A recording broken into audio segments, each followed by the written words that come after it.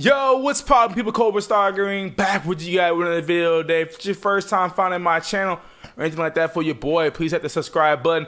Also like the video, yes! One of my most anticipated projects of the year. Got to see it last night, and this is my review for Mission Impossible, the 7th one in the franchise, but this one is Dead Reckoning Part 1. Now, if you guys are like, wait, Part 1, yeah, they're just like every other movie franchise right now. You see Fast X's got a Part 1. Miles Morales, Across the Spider-Verse, Part 1. You know what I'm saying? I think everyone's following the formula of Infinity War and Endgame, and we have that here also with the Part 1 for the new Mission Impossible movie. So how did I feel about this? This is one of my most anticipated movies. But did I like it? Did I not like it? Well, you guys are going to have to find out. Go ahead, cue the intro. We got a problem. We got a problem. We got a problem. We got a problem. We got a problem. We got a problem. Yeah, it's probably you. Yeah, we got a problem. We got a problem. Yeah, we got a problem. We got a problem. We got a. So yeah. Oh shoot, wrong one. So yes, guys, I can finally say that I have seen the new Mission Impossible film. And did I like it? Did I not like it? We're going to go ahead and talk about it today. So it's been a while since we've seen our boy Ethan. And Ethan is now dragged back into the life with MI7. Ethan has another mission to do. That's pretty much the big thing about this one. Now, how did I feel about this one? Let's just go into these characters first. First, we got to talk about the main boy, man. The dude that's a producer on this. This is his baby. Everything else, Top Gun, he just be on that. But this is his baby. And I'm talking about Tom the Goat Cruise. And he's amazing here. He's amazing here just like he is in every other film. I remember before this movie even came out, when they were working on it, this was one of those movies that really was affected by COVID. And it was a huge thing. And he was a huge advocate behind, you need to wear your goddamn mask so we can keep this going, so I can make my goddamn money, pretty much. And seeing him here, it's kind of crazy to say, because I feel like kind of like on all of them, these movies push him to another level that you haven't seen him getting pushed before. But it seems like here it just follows suit here. Here, like I said, he gets pushed. You know, he has people he truly cares about in this one, and that he might end up losing because they're so attached to him and so close to him. You know, these new enemies are like, look, the best way we can get to you, Ethan Hunt, is to get to your friends, you know? So it kind of, in that aspect, kind of pushes him a little bit further than we've seen in other movies. Now, I know in other films we've seen like his wife get shot and stuff like this, but these are like multiple friends that are all in danger because of him. And I thought they did a really great job of showing that and integrating that in the film. Like, just putting another level of stakes in an already stake crazy movie. So kudos to Tom Cruise. He did an amazing job here. Now, another character, and she's gorgeous. You know what I'm saying? She is beautiful. You guys have seen her in the Captain America movies. You just seen her recently in Doctor Strange. I'm talking about the beautiful Hayley Atwell. Yes, she's in this movie. And I think people are going to be mixed about her character. So pretty much I'm going to say I liked her in this movie. I liked her because she was different than everybody else in this movie. Like, if you really think about this whole entire franchise, none of these characters are grounded. You know, they're all doing like crazy stuff that you're like, wait, how did he do that? How did she do that? You know, but she's the one character that comes in and she's normal, I'll say. Like, pretty much she's the best word I can use is she's believable. She's vulnerable. You know, she goes through, like, pretty much her thing is she's a thief, right? So pretty much somebody tells her, hey, look, just steal this little thing from me and I got you. And I'll pay you, right? And what she ends up doing when she ends up doing that is when she does that, she ends up getting sucked into this life with Ethan Hunt. And she sees just how quickly, it wasn't even like over time, it was instantly, where she's like, oh crap, I'm really out of my depth here. This is too crazy for me. You know, so you really get to, she's the most, like I said, believable character, most vulnerable character in these Mission Impossible movies. I think they did her so great. It was funny because I was watching her character and it was like, oh, like, I don't want to give anything away, but it's kind of like, if you want to know how to get into that life, like the Ethan Hunt life, the MIF life, I think that's how you say their names, you can perfectly see it through her. You know, you see how they do it through her. And I thought Haley Atwell's character, I thought how she played it, you know, it wasn't no goofy character, you know, it wasn't no over the top character. No, like I said, the best thing I could say about her character was that she was believable, and I definitely enjoyed that. Now, next character I'm gonna talk about, look, this guy is literally one of my favorite villains, like pretty much of all time, man. I remember seeing this guy in Ozark, and that's when I had particularly was like, oh, this guy got it. This guy's an amazing villain. And he's back as a villain here. And I think, I'll just say this, I feel like in Ozark, he was a lot more intimidating. He was a lot more scary in Ozark, but he still has that calm demeanor, like just like in Ozark, where it's still present here, and you're still like, oh yeah, there's a reason to fear this guy. So let me show you guys a clip if you guys have not seen Ozark, but this is pretty much like him as a villain. That's a good word. Muchachos. Whoa, you know what I'm saying? Everybody like, whoa, hold on. You know what I'm saying? I truly, in Ozark, but I feared him. And to see him back here in Mission Impossible, I'm like, oh, I am so down with this. Like I said, he's great here. You know, he's kind of like he was in Ozark. He's smooth, you know what I'm saying, methodical, always thinking 2 steps ahead. But I think the biggest thing that was a letdown with his character in this movie was that he was consistently kind of being overshadowed by an even bigger villain, you know. So that was the biggest thing. He's not like a true mastermind in this movie, you know. He's working for somebody else.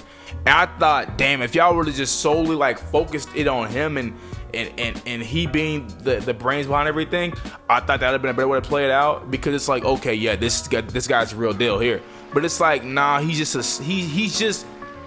a part in an even bigger thing. So, but I still love the actor. I still love his performance. I think it said, Morales, I think it says. I don't know, man. In the movie, his name is Gabriel, all right? I don't know how to say his name in real life, but I love the actor, man. I think he's a great actor. I liked him here. I just thought, I wish his character would have done a lot more. You know what I'm saying? Make me as scared of him as I was when he was in Ozark, because I was fearing that dude in Ozark. He intimidated the hell out of me. But like I said, he's still great here, man.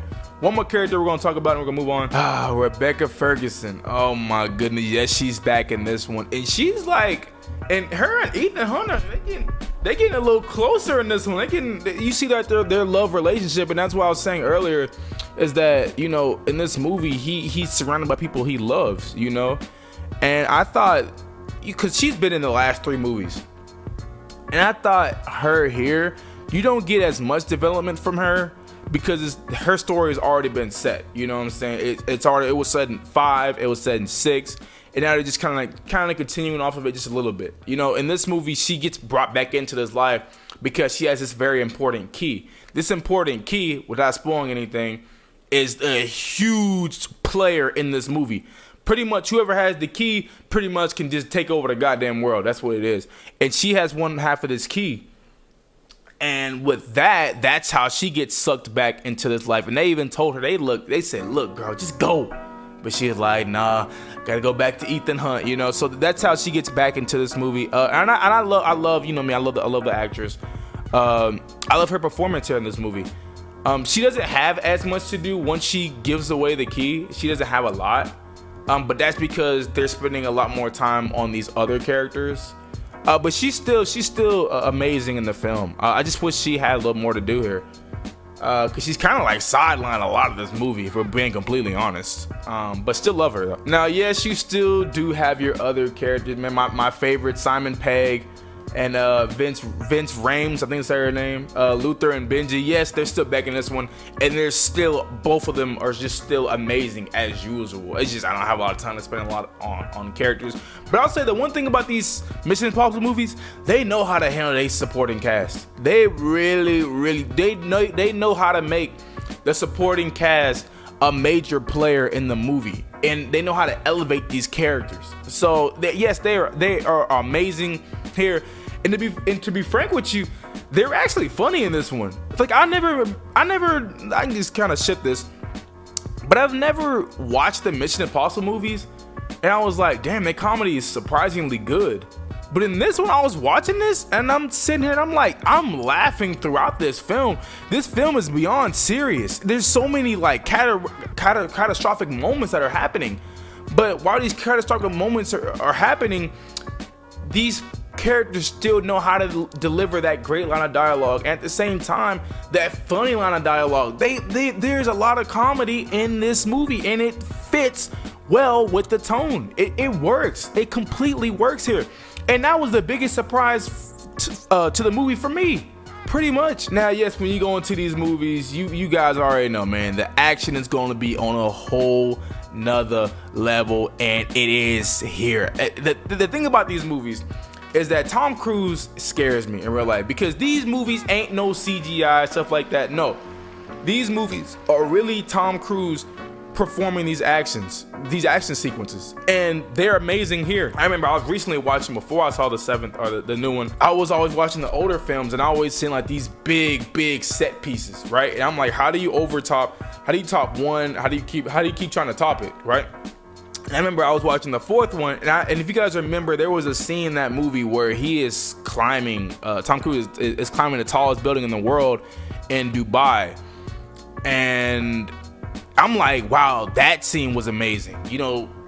And to see that they have a lot of those same kind of like big action set pieces here was just truly phenomenal, honestly.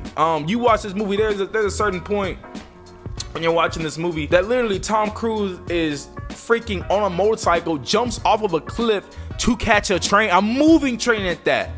And it's like, wow, this is why we go see these movies. And all these action set pieces here, you guys will not be disappointed here.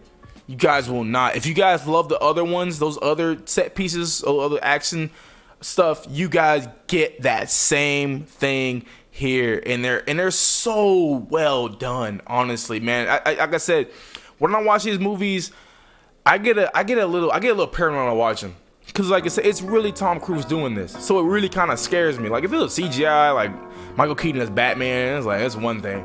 But like when it's really somebody performing these actual stunts, it just takes it to a whole nother level. And that's why I respect the GOAT, Tom Cruise, man. He's phenomenal. There's even a action sequence, was actually one of my favorites in the movie, that happens at the very end of the movie, where they're dealing with a train, and the train like ends up exploding and stuff of that nature. And it really reminded me of this scene right here in Uncharted. I was watching the movie, I'm like, yo, that looks like it's straight from Uncharted.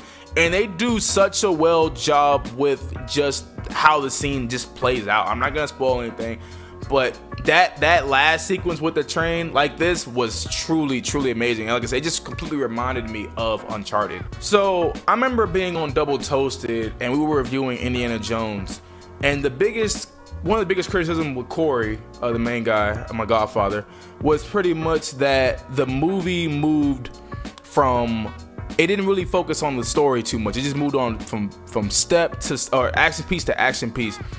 And you can kind of give the same criticisms here. This movie, like the pacing as well, I'll talk about the pacing in just a second, but it's well, but it doesn't really give too much time to focus on the characters. This movie just moves from set piece to set piece pretty much. And you might spend 2 minutes talking about like, all right guys, we gotta go do this, then it's like boom, all to a whole nother set piece or a whole nother action sequence. So I would just say if people were gonna give those same criticisms to Indiana Jones, then I would say you have to possibly give the same fair criticism to this movie. Even though I didn't really get bothered by it, I just realized that it was kind of the same thing here. Now, talking about the pacing, and I'll wrap it up and give my review, and give my final thoughts. The pacing of this movie is freaking 2 hours and 43 goddamn minutes. And if you're thinking like, oh, that's a long movie, it is. But I'll just say this, you don't feel the runtime. I was like, we saw it at 7 p.m. and we got out around 10 because the movie kind of started a little bit late. But I was just like, when I walked out, I was like, oh, it must be like 9 p.m. or something. And that's just how much I did not feel the runtime at all. This movie moves so quickly from the beginning to the end. The pacing is quick. You gotta keep up with this movie. And I think that they do such a great job with the pacing and making you not fall asleep, making you not get bored, continuously getting you integrated into the film. They do a great job. That's one thing I've always watched the Mission Impossible movies, and I've always been like, man, the pacing is just always so good in these movies. You know, it feels like you're running against a clock. You know, you're running against time, I feel like. And they do a really great job with that here.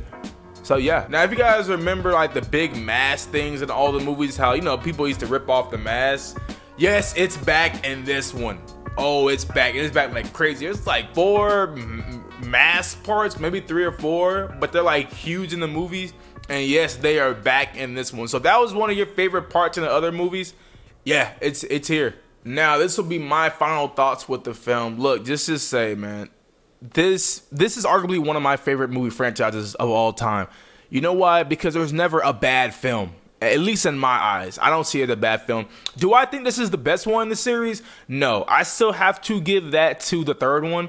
But the third one's what really got me introduced to Mission Impossible. And the villain, the rabbit's foot, that whole idea, I just thought that movie was phenomenal. So I don't give it better than the third one. But I'll just say, man, you're going to have such a blast watching this movie, just like I did. I had so much fun. I felt like I was strapped to my chair. I felt like it was a roller coaster, and it was just going straight. It was just, oh, my fault. I feel like it was a roller coaster, and it was just straight up just going down like, whoa, whoa, yeah. You know, like the whole entire movie, that's just completely how I felt. And I was just having endless amounts of fun. This movie, like I said, is 2 hours and 43 minutes, and I didn't feel the runtime at all. And that's just kudos just to the great pacing, the amazing action sequences, the characters, everything. Everything here is done beautifully. And I can't wait to go see this movie again. This is what I'm talking about, a blockbuster. You know, this movie right here, I will say this, deserves to make $1 billion. If Top Gun made $1 billion, this one, god damn it, deserves to make $1 billion. Just look at that right there. Man, just phenomenal. And how everything was just shot was just, oh, so good. Man, Tom Cruise, he's like damn near 60, and he's still doing this. Defies everything. You know, I love this movie. I love everything all around. Now, I'm not going to give it a perfect score, but I'm going to give it up there, man. Let's do it. So, yes, my rating on the film, like I said, I'm not going to give it a perfect score, but I'm going to give it really close to a perfect score. I'm going to give Mission Impossible Dead Reckoning Part 1 a 9.5 out of 10. Now, with that rating, I'll say this. I feel like the way how it ended was a lot better than Fast X.